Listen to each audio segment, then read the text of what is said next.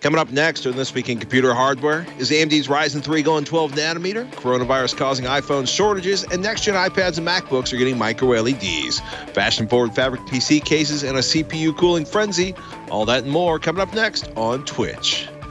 This Week in Computer Hardware is brought to you from LastPass Studios. Using the same password everywhere is a security nightmare just waiting to happen. LastPass easily creates unique passwords for every site. Visit lastpass.com/twit. Podcasts you love. From people you trust. This is Twit. This is Twitch, This Week in Computer Hardware, episode 556, recorded on March 5th, 2020. Fashion-forward fabric fanless PC cases are coming to you. Welcome to Twitch, This Week in Computer Hardware, Twitch weekly show that aims to bring you all the hardware news from consoles to mobile to apparently this week, more updates on what coronavirus is doing to the supply availability and future of electronics, at least this year. Right now, I am somewhere in Missouri, listening to the wind howl against our RV, and Sebastian Peak hopefully is still somewhere in Michigan. Sebastian? Somewhere, yes. I mean, this all moves with me. It's all up in the air where I'm going to be any given week, as you know, Patrick. But for now, I am in Michigan. I would say the name of the city that starts with a K, but I don't know if you're okay with that being discussed on air. I know how secretive you are about your location. We've talked about it before. I am in the Kalamazoo, birthplace of Gibson guitar, who subsequently left in the 1970s. Kalamazoo, Michigan. I just like saying Kalamazoo. It makes me happy. You know how many name. references to Kalamazoo there are in culture? It's kind of weird. You'll hear it in, there's some old songs and old books that'll mention Kalamazoo. Oh, my goodness. Speaking of Kalamazoo technology and what we're here to talk about today, let us segue, if you will, over to AMD Ryzen updates. In this case, something on the more affordable end of the Ryzen spectrum, AMD Ryzen 3 1200 undergoing a 12-nanometer transformation. Is this as scintillating as it sounds? Well, if you remember, the 1600, the Ryzen 5 1600 got this AF variant that we've talked about a couple times. And that was actually moving off of the old original Zen architecture to Zen Plus. It's not Zen 2. It's not the fast new 3000 stuff, but it's not that far behind. And it's just this quiet upgrade in the background where they move off of the old process. You get a lot of the benefits of the 2000 series, but for the same low price, whatever the first gen has been selling for, which in the case of the Ryzen 5 1600 AF is $85 on Amazon consistently since this first came out. So the Ryzen 3 is obviously a lower end SKU. It's going to be cheaper. We don't know how much it's going to be yet. We've just seen listings. This originally came from, I think, videocards.com tweeted this out, and there was a reference to it on a Gigabyte motherboard support page. So they're coming. The AF variants, and the Ryzen 3 1200, by the way, is a quad-core processor. It's just 4 cores, 4 threads. So this is going to be a very inexpensive part.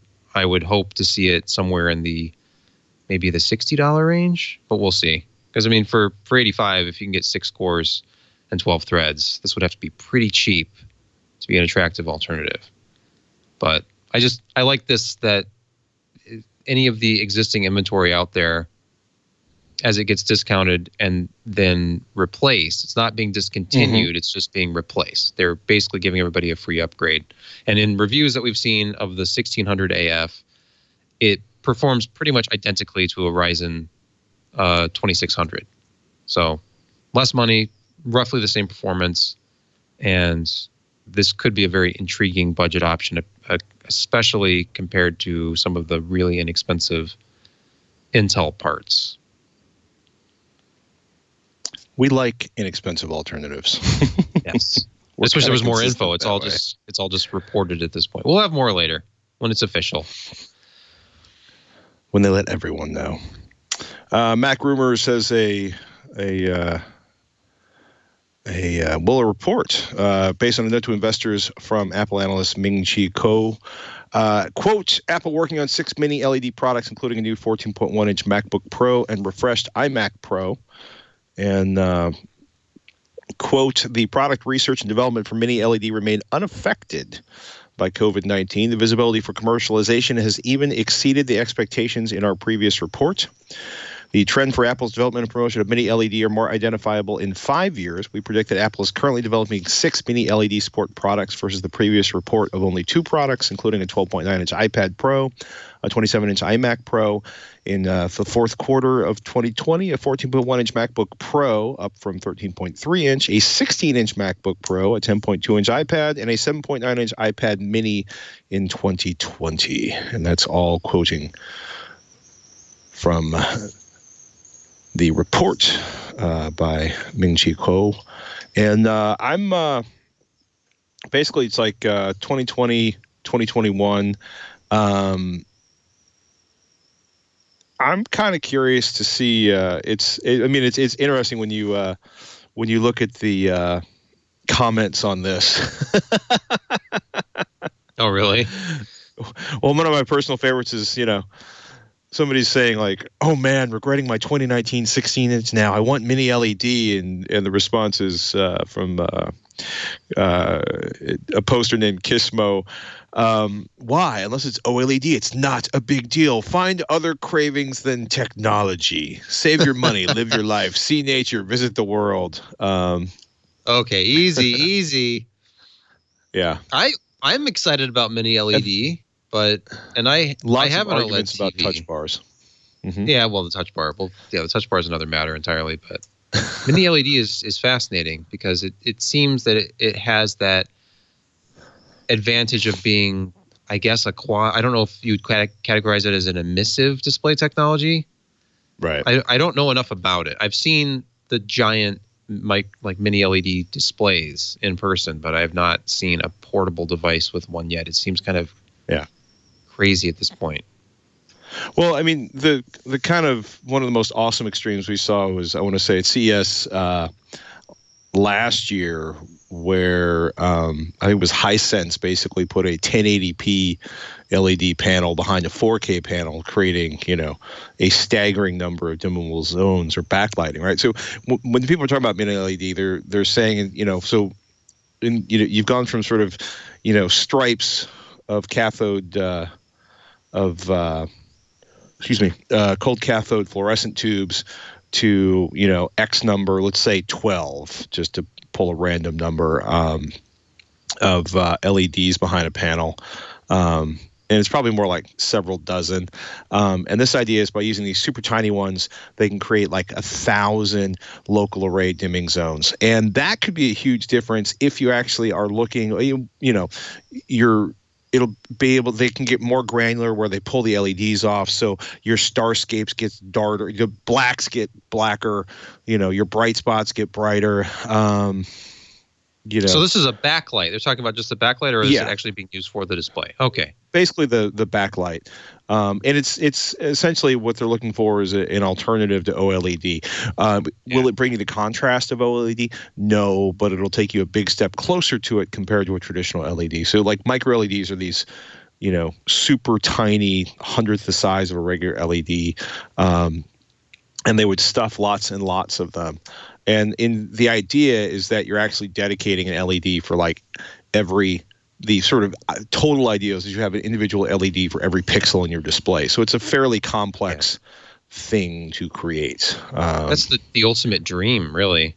Wasn't it the Sony Z9? Am I getting the number wrong? A few years ago, Sony came out with this TV that had a mini LED backlight that was like a low resolution version of whatever was on the screen for just a crazy number of backlight zones. It was somewhere around 1,000. I know Asus has a ProArt display that has 1,000 local dimming backlight zones with mini LEDs as well.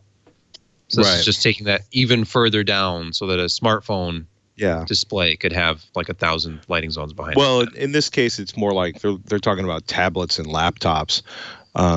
There's about we've kind of discussed it to death at various points in the past, right? But your eyes are more sensitive to contrast than they are to pixel size or color. Therefore, increasing the amount of contrast or the granularity of contrast in a display is more advantageous to make a display look better, along with refresh rate. So if they can make this work, right, the advantage of OLED is, you turn the pixel off and that pixel is completely black, and that makes that gives you a tremendous contrast advantage. One of the reasons Sony displayed a 10,000 nit television a few years ago at CES was to demonstrate, like, okay, if we make things incredibly bright, you won't notice how gray our blacks are by comparison to OLEDs. So there's a bunch of different ways of skinning this particular display cat. I'm curious to see, like, when they come out, what they actually look like, and whether or not sort of the content is available to truly make it look amazing, or if it just makes your existing stuff look better. So, hey, what's the word on the new Radeon drivers? Anything exciting? Anything groundbreaking? Nothing. Well, okay, no groundbreaking. It's kind of exciting from the standpoint of, if you're an AMD user, if you've been considering an AMD graphics card, Radeon has been getting kind of hammered lately. I was surprised at how many people were commenting in the various forums and sites about driver issues with Radeon. And a couple of tech outlets have done stories about how basically the Radeon drivers are problematic. And this driver release, which is 20.2.2 of their Radeon software, is all about just bug fixes, stability improvements. The list is huge. I won't even begin to read this whole thing, but a lot of the things that have been complained about applications hanging, black screens, issues with certain games, just little problems that people who use these every day run into have been addressed. It's a very long list of fixes. And the great thing, of course, is, like any update, it's just a free update. And if you run Radeon graphics, get this. It's only going to improve your experience. And, this is just basically a PSA. And for those who've looked at Radeon graphics cards lately, if you've been reading reviews and trying to decide whether you want like a Radeon or an NVIDIA card at a certain price point, this definitely helps AMD's case, because I've been seeing on like social media, people on Twitter saying to avoid AMD, even if it's a better deal, because of problematic drivers. So, and that was always their reputation in the past. And I always feel like those people are probably not on a recent Radeon card. But then I have encountered some of these issues myself. They're little issues. There's something that I can usually get to go away by a simple reboot or unplugging and plugging my DisplayPort cable back in. But you'll get random things like the screen goes totally red or totally green. And it depends on what you're doing. Fresh driver install sometimes fixes it. But it's good that they've taken the time, because clearly they have somewhat limited resources compared to NVIDIA, and NVIDIA's advantage with drivers is partly related to this. They have a much bigger driver team, and AMD has committed to doing day one drivers for new games. That's been consistent. It's just been that overall quality and stability that they've been lacking. So I'll have to do some thorough testing on this, and obviously it comes more from the community when thousands and thousands of people are using it and reporting back. So it's only been out for a few days now. This was actually released. I didn't realize it's actually been almost a week now since this was released, the very end of February. So we will see if any new issues come up, but just stability and bug fixes this time. No new features or anything. Good to know. Inwin Alice case review. This is a case you're very excited about. You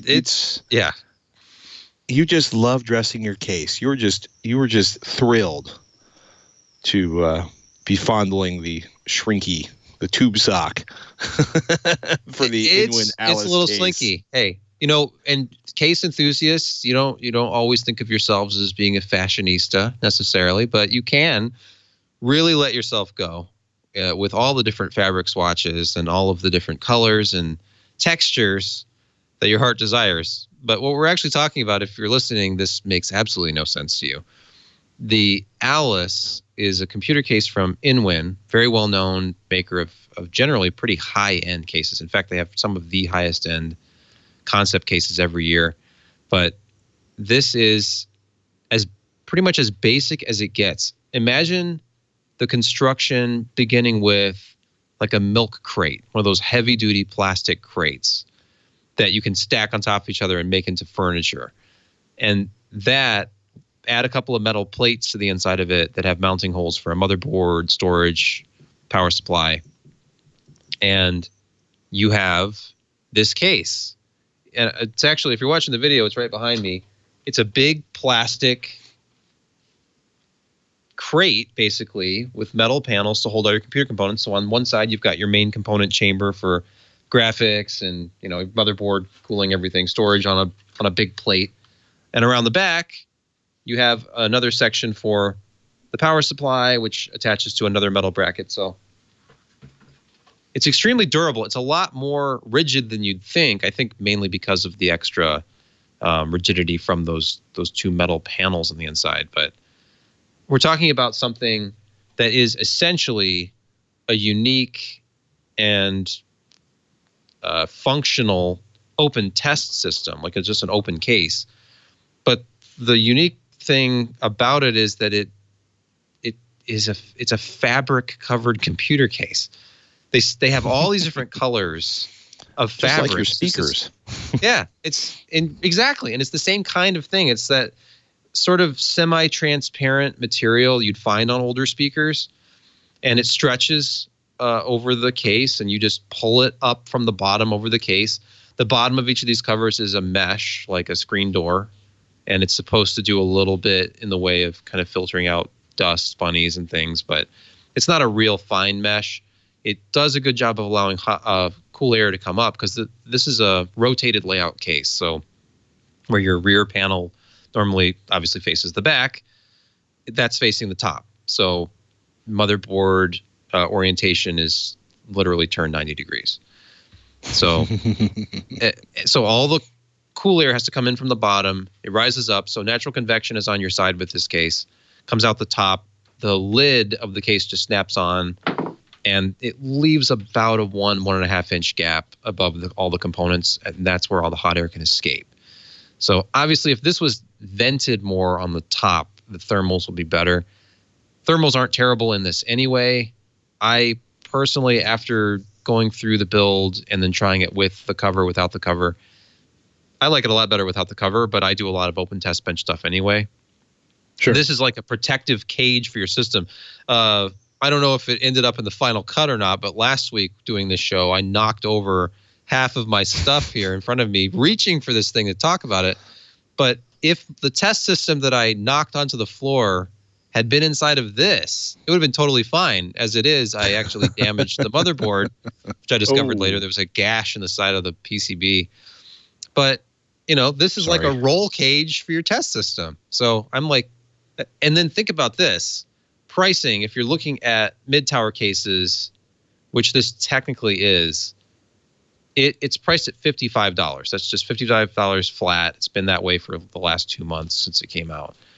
And for that price, finding a high-quality test bench is not easy. And finding one that's even remotely close to holding every one of your components like this. Like back when I was looking for my first open test bench, I ended up with a Dymastech that I spent about $160 on, I think. And it was on the larger side, but it allowed me to actually do what this does, which is put your ATX power supply within it, have space for all of your storage, and everything else is on top where you can easily access it. And it was really rigid. It was made out of fairly thick metal, a little on the heavy side. This is only 8 pounds, and it's $55. And it makes a fantastic test system. If you want to put the fabric cover over it, that's fine. It did affect thermals, of course. The main reason I think that it affected thermals, though, is because I didn't add any case fans. And this has space for up to 320 millimeter fans on the bottom and another 120 up top. And if in any of the pictures that Inwin has of their builds, it shows it with 3 fans on the bottom, 1 fan up top, which makes perfect sense. If you are actually going to use this with a cover, you need that additional airflow once that cloth is in place, because it's going to trap some warm air in there. There's just some clever things, like if you're watching the video, just little things like the way it routes the the power supply cable actually comes out through one of the feet. And just they did some thoughtful things with the design. At first, this may look completely insane. You're like, what on earth? This is a cloth cover on a computer case. Why? Why would you run the computer with the dust cover over it like this? But it actually works. It won't burn up. Like my GPU got 8 degrees hotter inside this thin polyester cover. The CPU actually warmed up a lot more. The CPU was a Core i7 9700K, and it went up 15 degrees. So having all that extra warm air inside the case did not help the CPU cooler at all. The GPU was pushing air a little bit more effectively out of the case than the CPU was. But again, that was without case fans. Add your own case fans, improve airflow. That's one thing I really should have done for this, and I can add is quick retest with some case fans on the bottom, pushing cool air up over the system. But it's pretty fascinating. I feel like it's a dual purpose thing. Sort of a ultra strong utilitarian test bench you could also conceivably use as a 24/7 case if you have adequate cooling inside. And it's $55 with adequate cooling. Yeah, that's a good price for a fairly functional case. And the aesthetics are delightful. And 8 degrees, we can get over 8 degrees. We really can. Well, we're talking about cooling. Size latest Mutant 5 Argv Plus. A well-lit, an RGB case cooler. Kent Burgess did the write-up on this PC Perspective. We've, Scythe. It's funny because Kent writes about Scythe seeming to, quote, exist on the fringe of the mainstream PC enthusiast awareness, unquote. Part of me was like, oh, everybody knows about Scythe. And then I'm like, oh, wait, look who I hang out with every week. Right. So, and I thought that too, because he gives me these reviews and I was putting it in the system like, wait a minute, Scythe is mainstream, kind of. And then wait a minute. He's like, what do you think of? What springs to mind? He says, when you talk about, I need a CPU cooler, you think about Noctua, you think about Be Quiet, you think about Cooler Master. And I mean, everybody talks about the Hyper 212 Evo from Cooler Master, or at least has for the last few years. Noctua's been a huge name. Their D15, the D14, I think actually came out more than a decade ago. It's somewhere around there. It's just, there's some legendary coolers out there that everybody remembers and thinks about. Cooler Master was the brand I knew when I first started years ago. But Scythe, they make incredibly good stuff for the money. And I think the first Scythe cooler I ever got my hands on was the Ninja 4. So I got into this late, but I couldn't believe it. It was spinning at lower RPMs, thus making less noise and cooling better than most of the other coolers I had access to at that time. And it could even beat out some of the kind of underperforming 240 millimeter liquid coolers of that time. It was just ridiculous, and it was less expensive. This Mutant 5, I already looked at one of these a few months ago. This is an update that has addressable RGB fans. Comes with 2 of them. But they have apparently refined it a little bit. Kent was talking about the base plate on this. He said it's the flattest and smoothest Scythe contact plate I've seen. And it looks really, really flat. He said you can barely discern any machining marks. He said it's just top tier as far as the base plate. And while that may seem a little ridiculous to talk this much about the base plate, that's what's making contact with your CPU. So, proper thermal paste application, of course, matters, but having a really, really flat base plate, at that point, the flatness of your actual CPU becomes the next logical step if you're that concerned about it. What people do what's called lapping, where they sand down the top of the CPU, the heat spreader plate. What is that called? I'm forgetting now. But something. Anyway, the actual mate between the CPU and this was excellent, and that's what I've noticed about Scythe coolers too, is that even if they seem like they wouldn't cool any better than another brand, the contact with the CPU is so great that even at lower fan speeds, they tend to be just as good, if not better. And this is, what's the pricing on this? I want to say this is around $50 or $60. And the little group that he tested it against features things like the Be Quiet Dark Rock Pro 3. That's the previous generation. And then Scythe's own Fuma. He tried the Wraith Prism. This was with a Ryzen 7 3800X. He just got one of these and a new board, and he was testing out with every cooler he had access to. And this Mutant 5 was within 2 degrees of the Dark Rock Pro 3, so which is a much larger dual tower cooler. So it's just kind of speaks to that the mounting mechanism and the base plate basically are what Scythe is best at. And their mounting mechanism is as good as Noctua's, I think. It's a little bit different. It's not quite as polished. But once you have it installed, I feel like it exerts more pressure on the CPU than anything else, where you're actually having to kind of back off a little bit for fear of, stressing the socket or the PCB, where you can get a really, really firm grip mount. A lot of pressure. Help me. Please, Patrick, say something. You kept going, man, and I wanted to stay out of your way.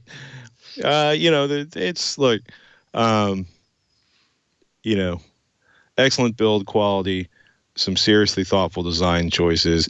RGB, if you're living the La Vida RGB, so you can keep your case all colorful, get your unicorn vomit on, and a gold award from PC perspective. I'm giving it a thumbs up. I know. Yeah, I own at least 2 Scythe coolers. They do well. It's a little bit more than I thought, actually. I'm thinking of the previous version, the Mutant 5 ARGB. I think this is actually $79. Okay, it's 5% off right now with a coupon, so a little bit less than that. But it's a little higher. Now you're into that territory where you could buy an NHD 15, I think, if it's on discount. But that would be a good AB. I think but you have to understand part of what you're paying for, because you can get a Mutant 5 for around $60. This is the ARGB version. So it has addressable RGB fan and top plate. So you can just completely overwhelm your build with RGB goodness if you so choose. So much RGB goodness. Hey, in case we haven't mentioned it, we really appreciate you tuning into this podcast. Without you, Sebastian and I could just do this in a phone call, and we wouldn't need the host, the producers, the editors, the engineer, the whole crew, the support staff that actually makes twit.tv function each and every day. There are so many good shows in Twit. This Week in Tech, the heart of the beast, the pumping engine that drives all of this, the tech podcast that launched the Twit network, has no holds barred, lively discussions on everything that matters in tech.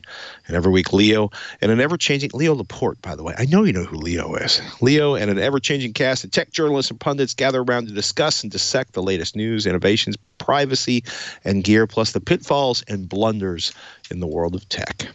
You can trust us to get you caught up on everything happening in the tech universe. Subscribe to This Week in Tech on your favorite podcatcher or visit our website at twit.tv/twit. And thank you again for listening to This Week in Computer Hardware.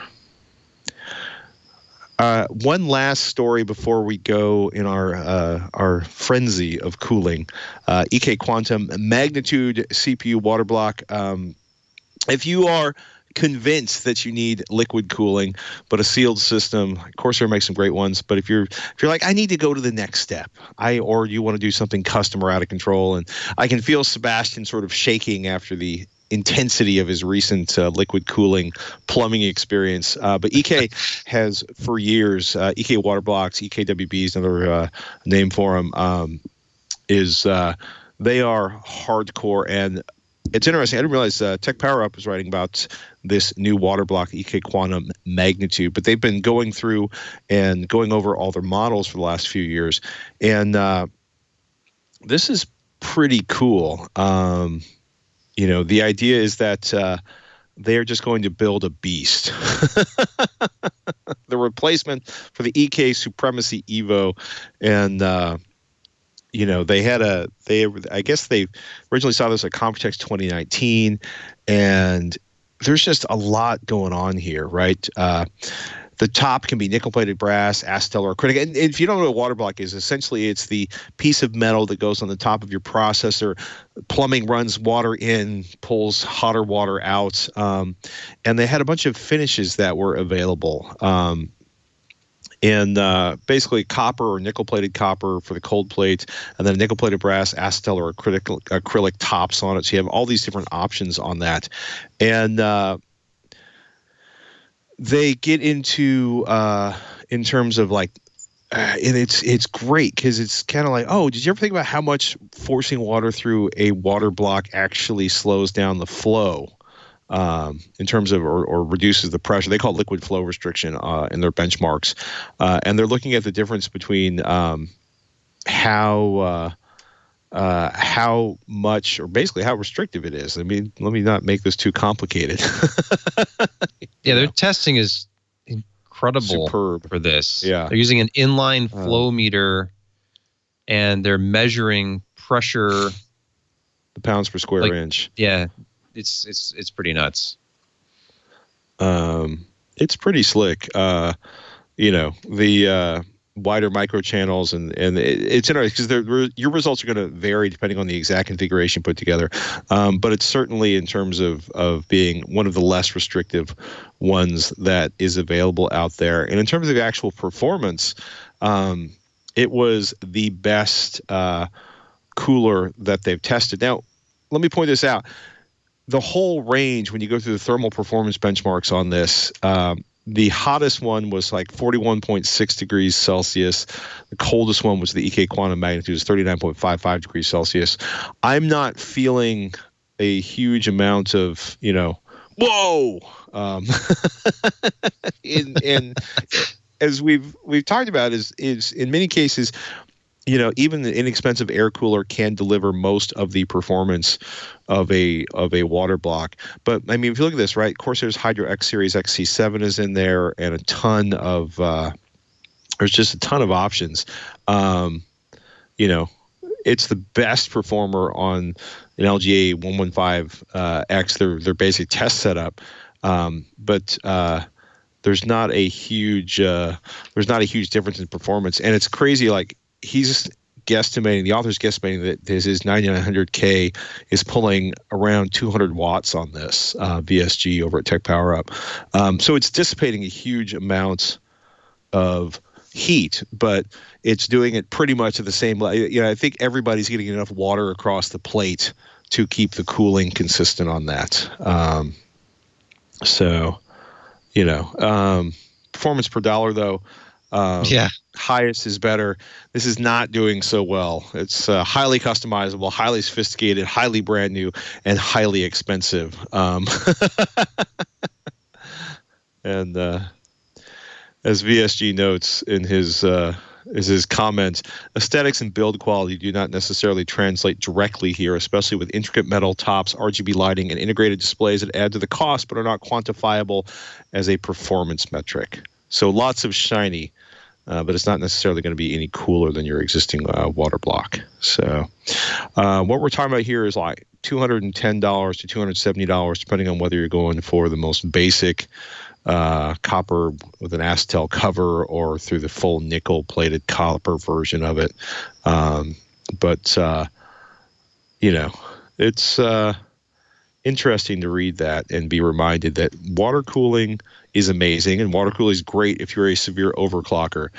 But most of these water coolers or liquid coolers or heat plates are doing pretty much the exact same job if they are competently designed. So, are you thinking about doing any more massive liquid builds, or has your need to do that been sated by the occasional nervousness of assembling the liquid cooling and wondering whether or not you've gotten any water? Because I still remember taking out a motherboard with a single drop of water that landed on the wrong capacitor several years ago. Well, I've ruined one just with an all-in-one liquid cooler too. Just didn't know that there was an issue with it, and a couple drops of water got onto the board, and that was it. Literally, I lost the board and the CPU. I thought, no, there's no way. And I tested the CPU on every other board. It would only work up to like 800 megahertz, and it wouldn't work anymore. It was a 7700K. So That was a sad day. I have definitely had my fill of liquid cooling for now. I have more. I was going to put a second radiator in the system that I put together, and then I thought, you know what? It's together. It's fine. It's not leaking. I'm just going to leave it alone. But since I'm not using it every day, I actually pulled the board out of it. So I just have like this empty liquid cooling loop where everything's kind of propped up, and it's not actually in use right now. So I should probably just drain it and disassemble the thing. But it's so beautiful when it's together. But I'm that practical. Like, just put an air cooler on the CPU, and I'm just boring that way. But that's a lot of open test bench stuff. Although I have switched back to an all-in-one liquid cooler for the high-end desktop stuff, because it's just easier to put a liquid cooler on when you're swapping CPUs than to take a huge tool fan cooler off every single time. There you have it. So we've been talking about coronavirus and how it's impacting the hardware side of computing. Foxconn shutdown in China is a huge deal, and there are huge amounts of factories shut down. There's shipping availability. One, the regular flu kills way more people here in the United States. Two, it's really only taking out the very, very young, the very, very old, or the respiratory comprised. Three, I am not a doctor, and anybody who listens to me for medical advice is probably a fool. And four, it's gotten pretty serious in terms of how it's impacting Seattle and the Bay Area. Microsoft actually told employees to work from home through March 25th. And to minimize exposure and transfer. And you have to remember, Microsoft has roughly 150,000 employees. A third of them, like 50,000 people, are working in the King County, in the Seattle area. People who have to come in, retail store workers, data center employees. Quote, should go to work as usual. Quotes MSNBC or CNBC, except those who are over 60, pregnant, or have compromised immune system or health condition, and and they should talk to their managers and avoid sick people. This is a huge amount of people that are there. I think Facebook had a contractor that came in with coronavirus. They've shut down their campus in Seattle. I mentioned Foxconn shut down. Apple's actually been warning stores that there's going to be a shortage on replacements iPhones. That came out in a Bloomberg article earlier this week. I want to say yesterday. And quote, replacement iPhones for heavily damaged devices will mean short supply for as long as 2 to 4 weeks, according to Apple Store employees. They were talking to Mark Gurman over at Bloomberg. So they are having issues with repair parts availability. They are having shortages on the iPad Pro. The iPhone 11 is apparently in short supply. Apple, like many other companies, have restricted travel to China, South Korea, and Italy. And, it'll be interesting. One article I read was an interesting discussion, or a commentary, was how that the restrictions on travel, how it's going to impact so many other industries, or your ability to take a vacation, say, next year. Because if companies find they can function by, for example, having Skype conversations instead of sending people to a location, then they're going to cut down on travel to save expenses, and that's going to actually impact the cost of hotels. Because if huge amounts of corporate buying go down, then the cost of a hotel room being available is going to get higher. So it's fun to watch people extrapolate all the potential downside of this. But it was really impressive. When you look at, like, Foxconn shut down basically Foxconn pretty much shut down in China, and they took an 18% hit over last year. Now they're supposed to be back up and running by the end of March. That is their plan. That's, obviously Foxconn makes a lot of Apple's products, but they basically cut production. They're back up to 50% capacity, and they plan on being at full capacity by the end of March. So it'll be interesting to see how this does, and hopefully nobody listening is sick or gets sick. And remember, wash your hands, please, lots, often, especially if you're in public areas. Washing your hands, people. It's a big deal. Slick from Alaska emailed twitch@twit.tv. Last year, I built a new gaming PC, and I couldn't seem to get my RAM at high speeds, but I'm not sure if it's been affecting my games. I just looked at my motherboard online, and this RAM is not on their compatibility list. Should I purchase new RAM that is on that list? I purchased Corsair's 3200 megahertz with XMP 2.0 enabled. Motherboard is a NASRock Fatality B450 Gaming ITX AC. I'm using a Ryzen 5 2600. Thank you for the hard work you do. Slick from Alaska, and thank you, Slick.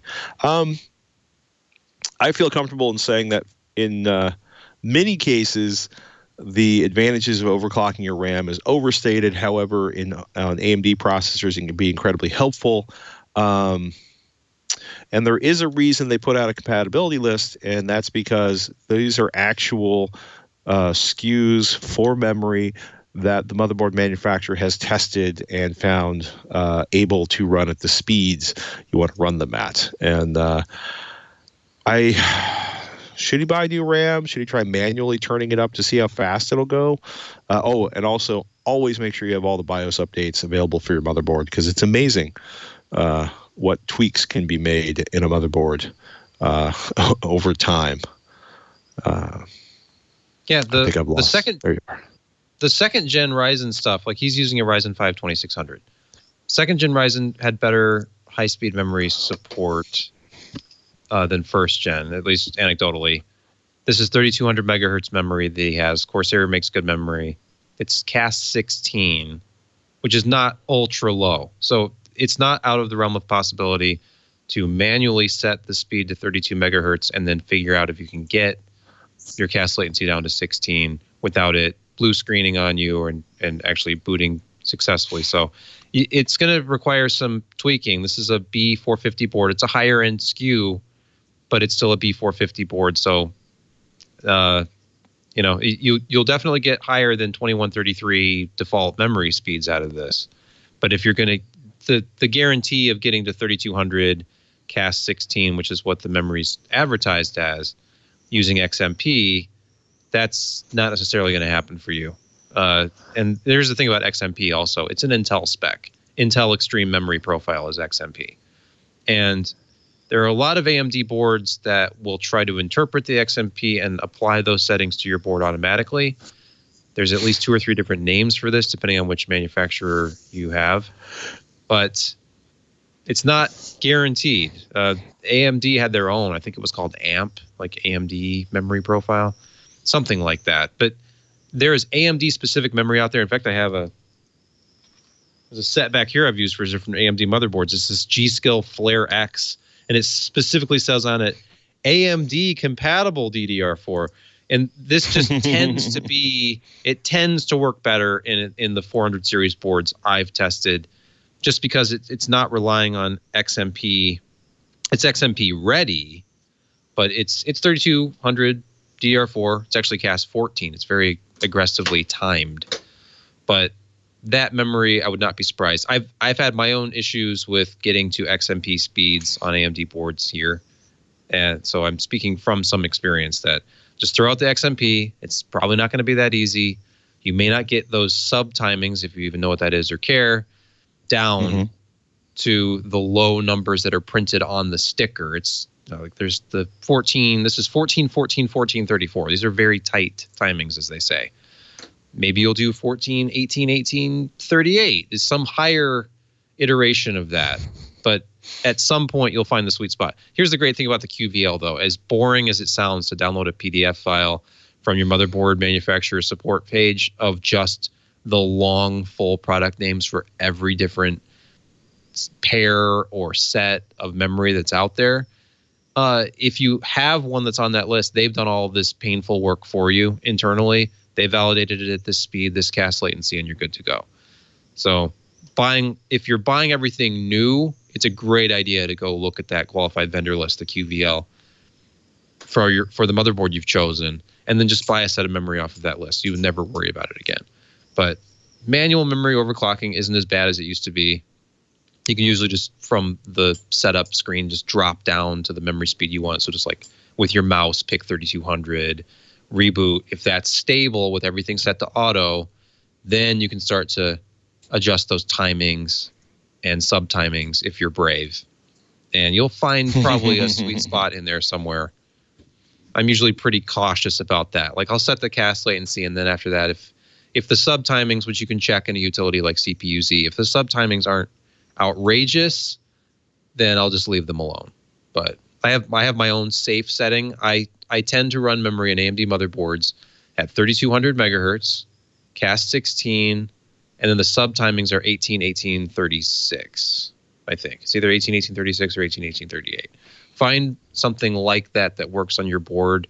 It'll probably be stable. If you try to get a little bit more aggressive than that and you're not using like AMD specific memory like this, it's probably going to be unstable for you. Unless it's on that QVL. There you go. Quick update. Everybody running Android phones, including myself, a reminder that one of the biggest challenges security on Android is Android applications themselves. McAfee just dropped an interesting update. A press release would be more accurate, but quote, McAfee protects what matters most to consumers as 2020 looks to be a year of mobile sneak attacks. Of course, they want you to buy their software, but literally half of all the malicious threats they found in 2019 were based on hidden mobile apps, and they, fake security warnings from leaf access tricks users into doing things that they probably shouldn't be doing.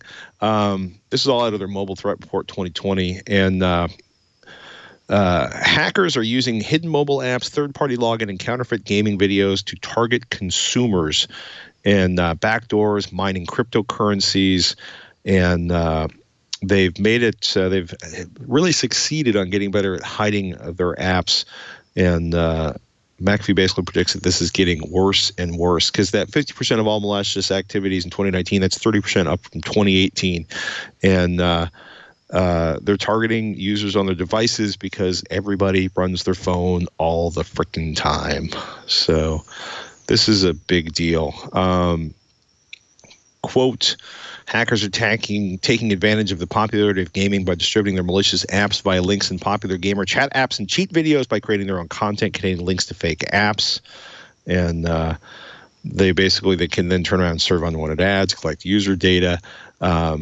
Quote, popular apps like FaceApp, Spotify, and Call of Duty all have fake versions trying to prey on unsuspecting consumers, especially younger users.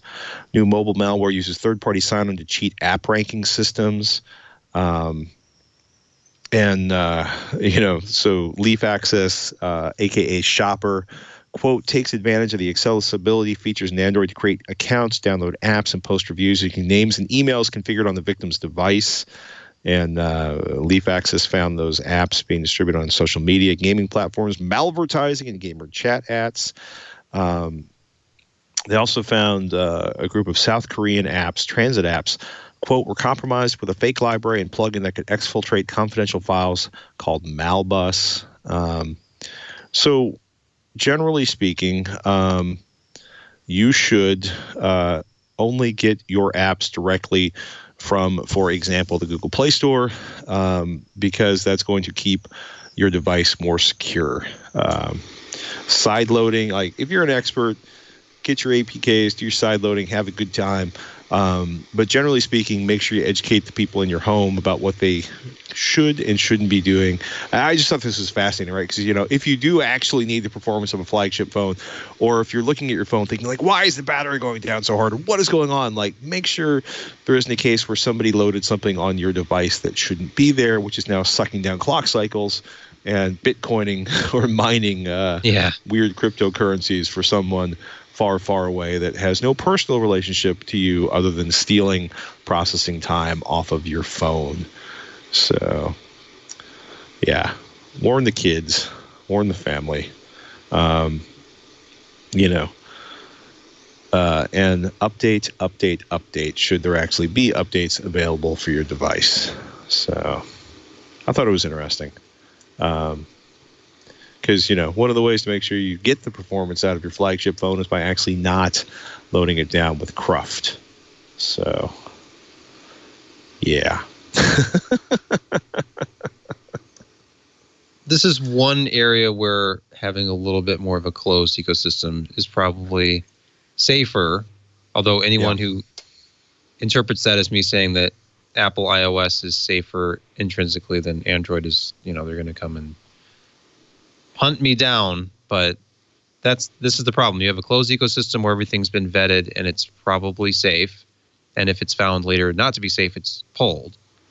Or you have a system where there's so many more apps, I think may be the problem. And that is probably actually incorrect. I'd have to look. I feel like Android, since it is the predominant platform overall for mobile, that there's just going to be more of this.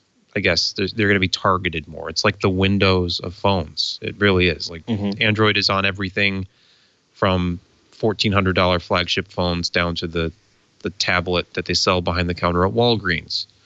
And it's going to be that way because it's free.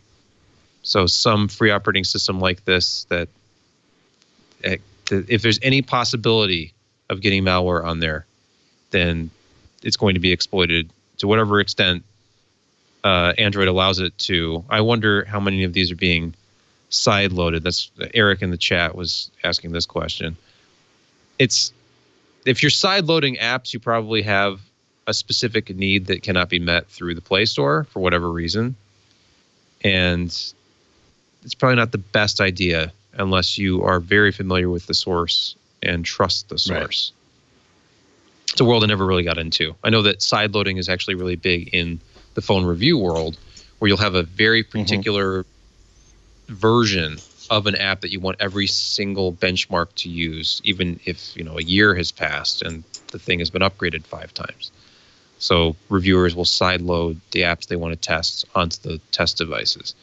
But other than that, other than testing consistency, there aren't as many great reasons to sideload because of the security risk. And if you want to know how to better take care of your Android phone, check out our new show, Hands on Android. Oh, nice. Short format video show by Jason Howell. Stuff like Excellent. Managing permissions, Android development, stuff like that. I need to watch. This is the thing. There's so many resources that I need to pay attention and actually watch a couple episodes of this show. So many things to learn. Learn them quickly. Learn them before it's too late, ladies and gentlemen. With that, oh my goodness. You had one last article on here you were kind of excited about. Did you want to take a moment to talk about the current status of SETI at home? Are you heartbroken? Are you excited? Well, okay. The person I know who has done this the longest is Jeremy at PC Perspective. Jeremy Hellstrom has been, since 2002, has been devoting like spare cycles on his system to SETI at home research. And they've actually been, I didn't realize it had been going on since 1999. So the at-home component apparently was added in 2002. But just think about this. They're shutting it down. They're going on hiatus officially because at this point, they have 2.6 times 10 to the 23rd power of flops over 1.5 billion days of processing since they began in 2002. Their database, let's see, one of the radio telescopes they use provide roughly 35 gigabytes of data to chug through every day.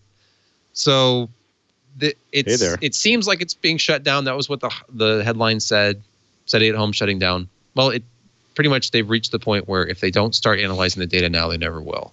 So they've stopped collecting it. There you have it. This is very timely though, because if somebody who likes, donating unused, compute resources to research, Folding at Home is still available. And I believe Folding right now is actually doing virus research. I can't remember. What is the COVID-19? Is that what it is officially? Not coronavirus. COVID-19.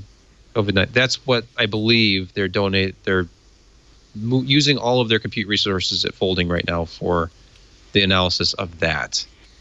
Or you could just use this cure. Nice. It's a virus. I get it. Different kind of virus, I think, but there's nothing Norton can't cure. Don't quote me on that. Norton, don't sue me on that. There are many things I can't cure. I can't speak for Peter Norton, who is unrelated to me in any way other than sharing an alarmingly similar name. Oh my goodness! You've been listening to this, and a huge bank account. But yeah, we don't have to talk about that. No, I'm pretty sure his bank accounts, his financial resources are vastly larger than mine. I feel confident in saying that. So, are they before I start sneezing? Larger than yours? Oh, no punning. Okay, it's a bad time to pun. In any case, if this is your first episode, this is This Week in Computer Hardware. We call it Twitch. You can find information on all the older episodes. Well, information on how to subscribe to the older episodes. You can see static pictures of Sebastian and myself at twit.tv/twitch.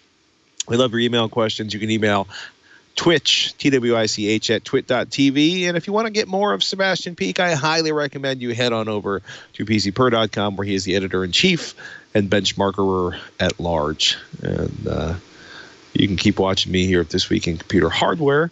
And as we mentioned earlier, check out some of the other Twitch shows like twit.tv/twitch, TWIT, which I may have said with a ch at the end by accident, but twit.tv/twit is the mothership, the big weekly discussion of all things tech.